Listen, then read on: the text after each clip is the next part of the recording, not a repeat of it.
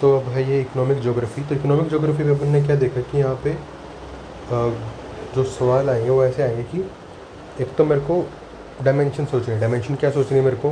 Climate के ऊपर लिख सकता हूँ मैं, नेविगेशन के ऊपर, रिसोर्सेज, एनर्जी एंड डाइवर्सिफिकेशन। ठीक है, कुछ बना क्या? CDENR बना लेंगे इसको भी। और यहाँ से मैं एग्रीकल्चर पे सोच सकता हूँ, मॉनसून पे सोच सकता हूँ, ठीक है, ब्लू इकोनॉमी पे सोच सकता हूँ, ओके। एंड वाटर क्राइसिस तो हमारा रहता ही है। तो AB, C क्लाइमेट, D मेरा डाइवर्सिफिकेशन, CD, E से एनर्जी, F से फीमेल्स के ऊपर सोच सकता हूँ मैं, G से एनर्जी तो आ चुका है, रिसोर्सेज आने चाहिए कहीं पे भी। ठीक है, चलो कोई नहीं, देख लेंगे अपना आगे। अब हमारा हिमाद्री के अंदर एक स्टेशन है जो हमारा आर्कटिक रीजन के अंदर है, हिमाद्री स्टेशन। IND आर्क हमने बनाया था किंग्सफोर्ड फ्योर्ड के अंदर। ठीक है, हमको रेयर अर्थ, निकल, कोबाल्ट, फॉस्फेट ये चाहिए। LNG हमको चाहिए। आर्कटिक में 13% ऑयल है, 30% नेचुरल गैस है। तो हमारी LNG पूरी हो जाएगी, हमारी जो एनर्जी सिक्योरिटी वो पूरी हो जाएगी। अगर मैं नॉर्थ सी रूट खुल जाए ना मेरा, INSS बन जाए, तो इंडिया यूरोप का जो ट्रैवल है वो 40% से कम हो जाएगा। ठीक है, चेन्नई व्लादिवोस्टोक मैरीटाइम कॉरिडोर है। इंडिया ने जो रशिया की ऑयल कंपनी उसमें इन्वेस्ट भी कर रखा है। सोलर एनर्जी को देखता हूँ तो मेरी 140 गीगावाट की इंस्टॉल कर चुका हूँ मैं, 140 कर लिया है और 740 अभी मेरा पोटेंशियल है। ठीक है, क्यों? क्योंकि हमारे यहाँ पे 300 दिन सन रहता है। राजस्थान में 27% है। ठीक है, 28 कर लिया, यहाँ पे 14 का फैक्टर है ना, तो 28% जो है मेरा राजस्थान के अंदर है। और 14 पंजे 70 जो है मेरा मैन्युफैक्चरिंग गुजरात के अंदर होती है। ठीक है, बाडला राजस्थान हो गया, सोलर पार्क ही हो गया और पावगढ़ा हो गया। सोलर एनर्जी का भी यहाँ पे सूर्यघर, कुसुम PLI स्कीम दे रखी है। अयोध्या को सोलर सिटी बना रहे हैं यहाँ पे यूपी के अंदर। अच्छा, इससे क्या होगा? इंडिया का NDC टारगेट क्या है कि 500 gigawatt non fossil fuel by 2030 कर देंगे इसको पूरा, और नेट ज़ीरो बाय 2070 ये कर देंगे। Use 95% less water than thermal power plant. Okay, जो सोलर पावर प्लांट है वो थर्मल पावर प्लांट से 95% लेस वाटर यूज़ करते हैं। ब्लैक कार्बन डिपॉजिट हो जाता है मेरा ग्लेशियर के ऊपर। सूर्य मित्र प्रोग्राम ग्रीन जॉब्स प्रोड्यूस करेगा 50,000 लोगों को ट्रेन करके। फिर सोलर एनर्जी के अंदर हमने 100% FDI दे रखी है, इन्वेस्टमेंट में कोई कमी नहीं है। फिर हमने इसको एक्सपोर्ट किया तो हमको वहाँ से इकोनॉमी में 4x आया, 1.5 बिलियन का। फिर हमने बैटरी एनर्जी स्टोरेज सिस्टम हमारे पास नहीं है, हमारे पास इंटरस्टेट ट्रांसमिशन सिस्टम नहीं है, हमारे पास ग्रिड ऑप्टिमाइजेशन नहीं है। ठीक है, हमारे पास डिस्कॉम की खराबी है, हमारे पास, हम इंपोर्ट करते हैं 90% हमारा मटेरियल। तो ये सारे प्रॉब्लम है सोलर में। विंड में भी सेम, सब कुछ दिक्कत सेम रहेगा, बस इसके रैंक बदल जाएंगे। हम 4th है विंड की एनर्जी के अंदर। हमारा ऑफशोर जो है 1/10 ही हम अभी तक अचीव कर पाए हैं। ठीक है, ऑन शोर से। हाँ ठीक है, फिर जो national wind solar hybrid policy है, रिन्यूएबल परचेज ऑब्लिगेशन है, इंटरस्टेट ट्रांसमिशन कॉस्ट होता है। और पंचामृत टारगेट में से हमारा क्या था? एक तो 500 गीगावाट बनानी है हमको एनर्जी नॉन रिन्यूएबल से, और दूसरा क्या था कि हमको नेट ज़ीरो होना 2070 में। फिर oil economic, geopolitical and environmental implication. India ने इंपोर्ट किया 85% of its crude oil requirement. Russia Ukraine conflict चल रहा था, अभी ईरान US से इजराइल कॉन्फ्लिक्ट चल रहा है। एक पैराडॉक्स ऑफ प्लेंटी रिसोर्स के कॉन्टेक्स्ट में आता है, जब मेरे पास इतना रिसोर्स होता है कि मैं किसी और रिसोर्स पे डाइवर्सिफाई नहीं करता। ये रिसोर्स कर्स बोल ले या फिर पैराडॉक्स ऑफ प्लेंटी बोल ले, ये कहाँ पे पड़ता है? ये देखा था मैंने वेनेजुएला के अंदर, ये देखा था मैंने कोलकाता में जूट के अंदर, ये देखा है मैंने दुबई में अपना तेल के अंदर। ठीक है, ये सब कुछ है यहाँ पे। Geopolitical implication, choke point, strait of Hormuz आगे आएंगी ये। माइग्रेशन, 80-90% UAE के अंदर माइग्रेटेड लोग ही बसे हुए हैं। Oil and gas industry responsible है 15% टोटल एनर्जी इमिशंस के। रिजर्व अकाउंट जो है 30% ग्लोबल क्रूड ऑयल प्रोडक्शन जो है ऑफशोर से आती है। ऑफशोर में कहाँ कहाँ पे है? पर्शियन गल्फ है मेरा, और गल्फ ऑफ मैक्सिको है, नॉर्थ सी यूरोप के अंदर है, और साउथ चाइना सी में भी है। ऑफशोर रीजन की बात कर रहा नहीं, ऑफशोर। ठीक है, तो आगे चलते हैं। अभी लोकेशन के डिफरेंस अगर मेरे को ऑफ शोर ऑन शोर में करना है, तो जो लोकेशन है ऑफ शोर क्या होगा मेरा? मोस्टली मरीन होगा। जो ऑन शोर होगा वो मेरा कॉन्टिनेंटल सेडिमेंट्री बेसिस पे होगा। ठीक है, जियोलॉजिकल सेटिंग, जो ऑफ शोर होगा उसके अंदर बोरहोल करना पड़ेगा। जो जियोलॉजिकली ऑन शोर होगा उसके अंदर अपन वेलिंग भी कर सकते हैं। देन एक्सट्रैक्शन कॉस्ट ऑन शोर की ऑब्वियसली कम आएगी, ऑफ शोर की ज़्यादा आएगी क्योंकि वो मरीन पे है। टेक्नोलॉजी में एडवांस रहेगा, इसमें कन्वेंशनल ड्रिलिंग चल जाएगी। एग्जांपल हमने देख लिया North Sea, Gulf of Mexico, Mumbai High, ये हो गया। आगे फिर ये कर चुके हैं। फिशेस के ऊपर देखें तो हमने ब्लू रिवोल्यूशन करना है। ए से क्या था एग्रीकल्चर, बी से क्या था ब्लू इकोनॉमी, तो उसके बाद हमने वहाँ पे ब्लू रिवोल्यूशन करना है। हम थर्ड लार्जेस्ट प्रोड्यूसर है, सेकंड लार्जेस्ट एक्वाकल्चर में है, थर्ड फिश में, सेकंड एक्वाकल्चर में, और 7% हमको एग्रीकल्चर जीडीपी मिलता है यहाँ से। हाई वैल्यू स्पीशीज़ हमको यूज़ करनी पड़ेगी तभी हमारी इकोनॉमी एक्सपोर्ट बन पाएगी। जिस तरह हम सोलर हाई लेवल प्रोड्यूस करते हैं वैसे मेरे को सब कुछ हाई लेवल करना पड़ेगा, ठीक है, और खुद की मैन्युफैक्चरिंग भी जचानी पड़ेगी। यहाँ पे डबल कर देंगे फिशर्स की इनकम को। 20-25% जो फ़िश प्रोड्यूस है ये ख़राब हो जाता है। जैसे हमारा जो FCI में 74 मिलियन ख़राब होता है, ऑलमोस्ट 25%, तो यहाँ पे भी ऑलमोस्ट 25% फ़िश हमारा ख़राब हो जाता है because of poor storage and transport. इसके लिए क्या करूँगा, PM संपदा लॉन्च करूँगा। 4 से 5 किलो पर डे हमारी एफिशिएंसी है, जबकि नॉर्वे 250 किलो पर डे पकड़ता है, ठीक है। फिर feed account for 60-70% of input cost. इसका इनपुट कॉस्ट इतना ज़्यादा है, cage culture advance technology use नहीं कर रहे हम। वायरस जो था श्रिम्प्स के अंदर आ जाते हैं, डिजीज़ का खतरा है। जो नॉर्मल चीज़ें मेरी गाय में, भैंस में है वही फ़िश में है, ज़्यादा दिक्कत नहीं है, ठीक है। 90% of global marine fish stocks जो हैं, ग्लोबल मरीन फिश स्टॉक्स जो है ये डिप्लीट कर जा चुके हैं 90%, FAO ने बोला है, ठीक है। अब इंटीग्रेटेड वैल्यू चेन के लिए PM मत्स्य संपदा हो गया यहाँ पे। 500 reservoir, Amrit reservoir for aquaculture हो गया मेरा। Fish farmer FPO, farmer producer organisation करना पड़ेगा। Ornamental fisheries, high value fishes को ग्रो करना पड़ेगा मेरे को। इंश्योरेंस स्कीम उनको दे देंगे कि अगर कुछ मर गया, अगर कुछ डिजीज़ विजीज़ आ गया वो हो जाएगा, और सर्टिफाई करने के लिए दे दिया कि क्वालिटी अच्छी है। फिर इंडस्ट्रियल कॉरिडोर में बात कर लेते हैं। इंडस्ट्रियल कॉरिडोर क्या है हमारा, पिलर्स ऑफ विकसित इकोनॉमी, विकसित भारत है, ठीक है। 25% GDP में शेयर देते हैं ये। डेडिकेटेड फ्राइट कॉरिडोर है जिससे फास्ट मूवमेंट होती है। अमृतसर कोलकाता है जिससे इंक्लूसिव ग्रोथ होती है। प्लग एंड प्ले इंफ्रास्ट्रक्चर दे रखा है हमने। विशाखापट्टनम चेन्नई इंडस्ट्रियल कॉरिडोर है जिससे कि विशाखापट्टनम इंडस्ट्रियल कॉरिडोर है ये। PM गति शक्ति हमारा इंडस्ट्रीज़ के लिए ही है। सेमीकंडक्टर कहाँ पे है, धोलेरा के अंदर है। DMIC Delhi Mumbai industrial corridor, ये क्या है पूरा इंडस्ट्रियल कॉरिडोर है। फिर चेन्नई बेंगलुरु है, बेंगलुरु से सारे जुड़े हुए हैं, बेंगलुरु से मुंबई है, चेन्नई है, बेंगलुरु से हैदराबाद है, ठीक है। फिर इंडस्ट्रियल कॉरिडोर को अगर मैं इंफ्रास्ट्रक्चर, टेक्नोलॉजी, सस्टेनेबिलिटी में देखता हूँ तो एक कॉन्सेप्ट आता है प्लग एंड प्ले इंफ्रास्ट्रक्चर, ठीक है।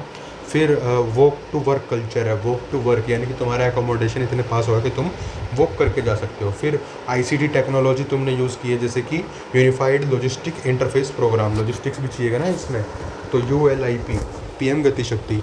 फार्मा क्लस्टर, फार्मा कहाँ पे मेरा, ज़खीराबाद ना अपना, ये हरियाणा वाला, वहाँ पे फार्मा क्लस्टर है। गया में मेरा एग्रो बेस इंडस्ट्रीज़ है। DMIC में किसने इन्वेस्ट किया था, जापान में। ABD ने किस में इन्वेस्ट किया था, VC चेन्नई और ये विशाखापट्टनम में। Development vision, these are the pillars of Viksit Bharat 2047। अगर मैं एग्जांपल देखता हूँ तो food processing industry in Punjab and Maharashtra हम देख चुके हैं। क्यों, क्योंकि वहाँ पे maximum food processing industries Punjab Haryana में ही है, ठीक है। फिर एग्रो बेस्ड इंडस्ट्री कहाँ पर है, बिहार गया के अंदर हमने देखा था।